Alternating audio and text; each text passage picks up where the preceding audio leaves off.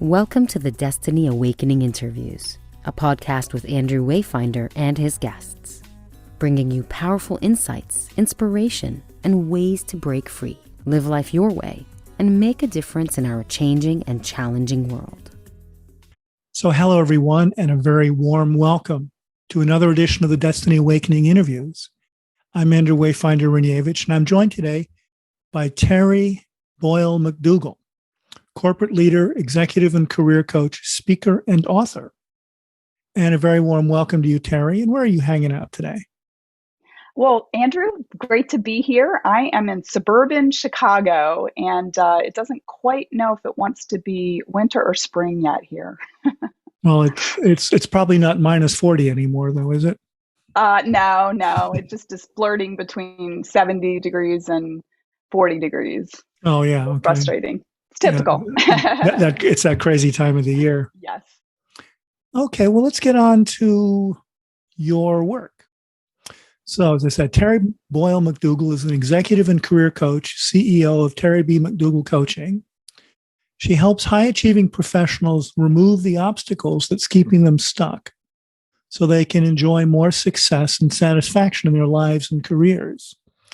Before becoming a coach, Tery was a long-time corporate marketing executive, leading teams, developing strategies, and advising senior leaders to drive increased business results. She's the author of the best-selling Winning the Game of Work, Career Happiness and Satisfaction on Your Own Terms, and she also hosts the Marketing Mambo podcast. So thank you, Tery, for your time today. And the title we're working with is Winning the Game of Work. And Tery's going to unpack that topic by answering 6 questions. So your time starts now. Who is your ideal client? And what's the transformation your work helps them achieve?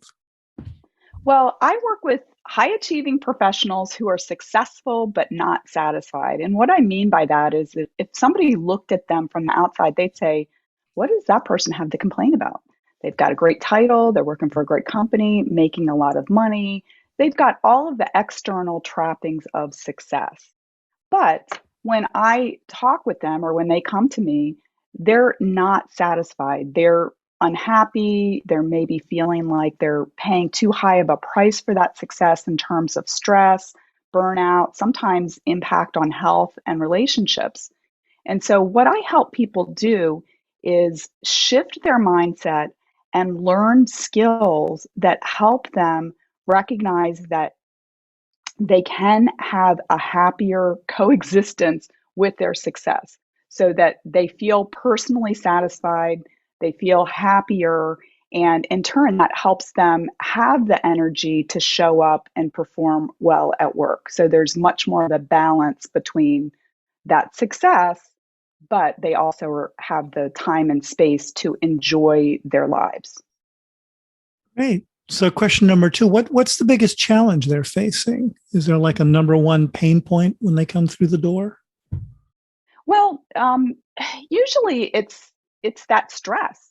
It's that they don't believe that, they're tolerating something in their current role that is painful. It's stressful. Maybe they're having some anxiety around it. Even if they don't show it on the outside, they're feeling it. And they don't believe that they can do anything different. So that's the biggest issue. And it could be anything from, not getting along with their boss, overwork. I mean, I've had people that have worked, 70 hours a week and are like, I don't know if I can keep doing it. And, we'll look at that and say, how can we shift things? How can we put process in place that supports you so you don't have to work such ridiculous hours? Could be, anxiety about presentations. I mean, any aspect of work where people feel stressed or feel like they can't make a change, but yet they have to do this in order to perform is an issue. And what I help people do is start to shift that mindset to believe that, first of all, to get clear on if you're not happy in the situation that you're in, what would you like it to look like? like get really clear on what that goal looks like. And I really try to hold the space for people too, so that they don't immediately pile on to that goal or that dream and say, oh, well, here's the 101 reasons why that can't happen. Because I often see that where when I ask somebody, well, what would you like this to look like? Or what would you like to have happen in your career? They may have a very clear vision of what they want, but they immediately will say, well, I can't do this because I would need to go back to school, or, I want to be promoted, but my boss is not going to leave until he retires, or whatever. I mean, there's lots of reasons that people tell themselves that they can't have the thing that they want. And if we can separate the goal from how we're going to get there, that gives the goal some time to live and breathe. And a lot of times, we start to see possibilities pretty soon after that goal is set. Okay. Well, that actually sounds like you just answered question number 3. What's the number one insight you would share to help them right now? And it sounds like what you're saying is separate out where you're headed, the goal, the vision, the dream, from how you're going to get there. Yes. And allow the how to kind of present itself. Yeah. Because I think that one of the things that people don't recognize is they think that if they set that goal, that they immediately have to have all of the information to get there. And there's usually a period of exploration. We don't know what we don't know. And one of the things that I think is really helpful, and it helps people also sort of garner the energy to go on their journey towards this goal, is that if we can find people that can give us insights, whether it's going to your boss and saying, hey, I really want to be promoted to the next level, what's that going to take? And honestly, I would tell you that a lot of times people, they don't even want to have that conversation. Like, they want to be promoted, but they don't want to share that they want that because a lot of reasons, right? Maybe they're afraid that their boss is going to give them feedback that they don't want to hear. Or they think whatever they hear is going to be so insurmountable, it's going to cause them anxiety.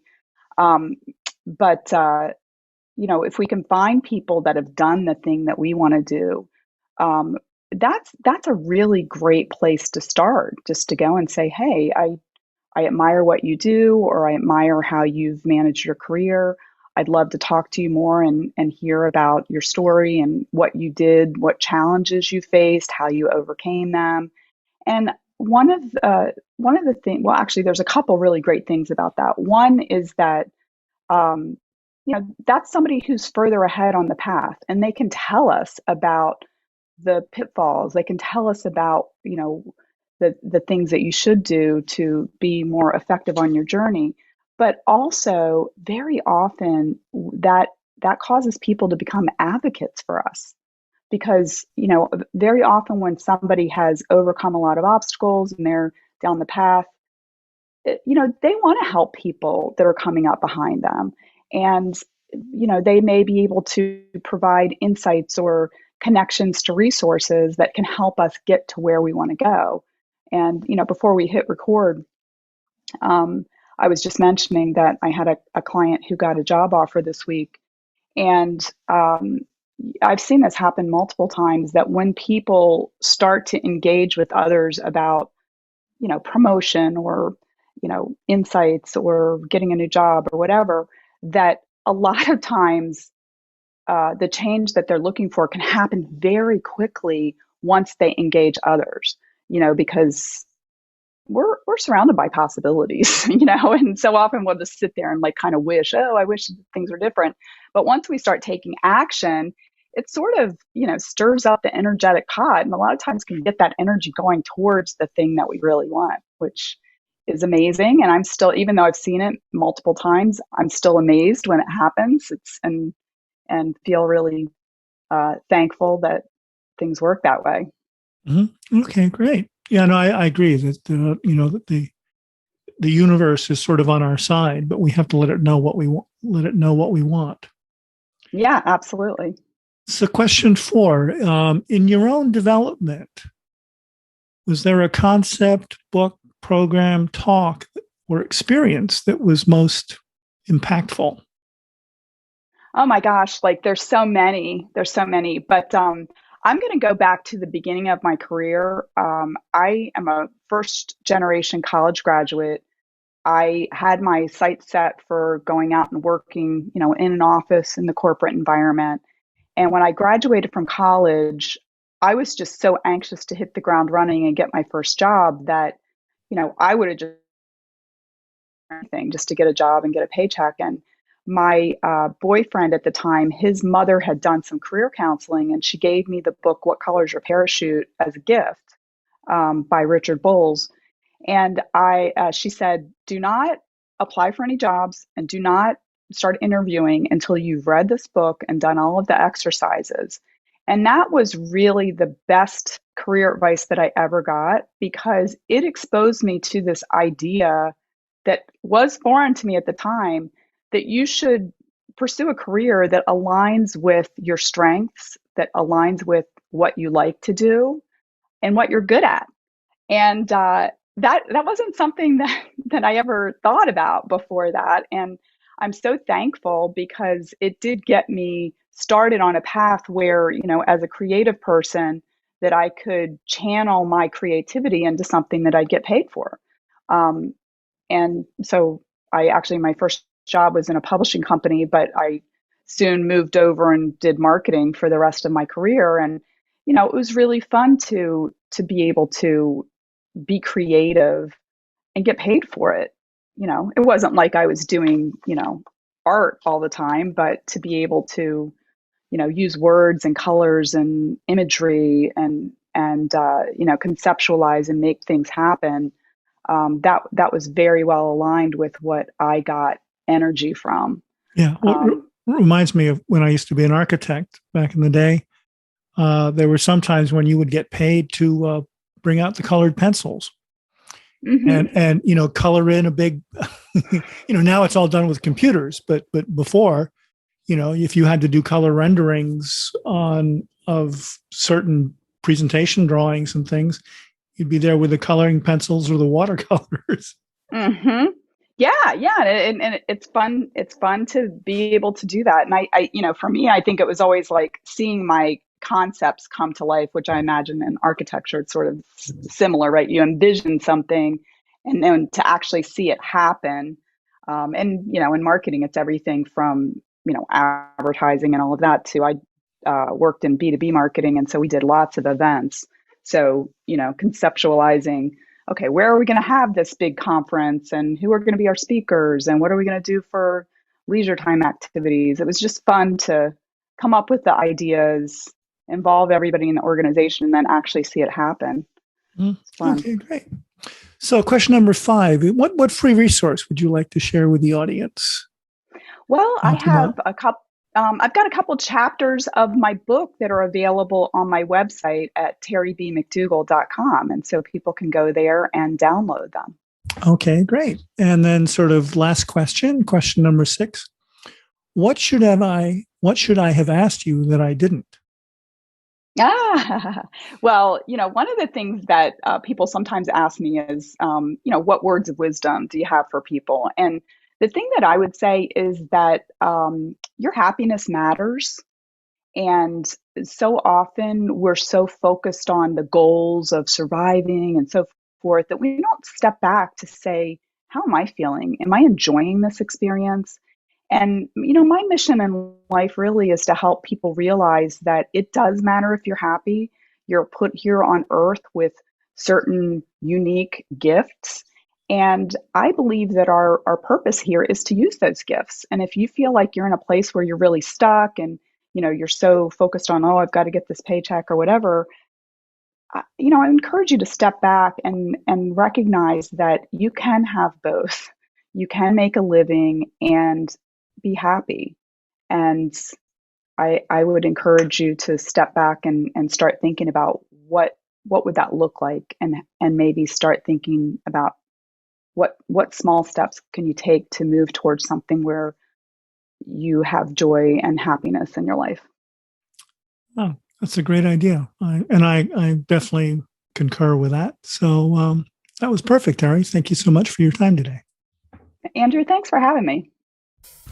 Thanks for listening to the Destiny Awakening interviews. If you have a friend who would benefit, please share and subscribe to the show on iTunes and leave a review. We really appreciate it. And remember, always use your power for good.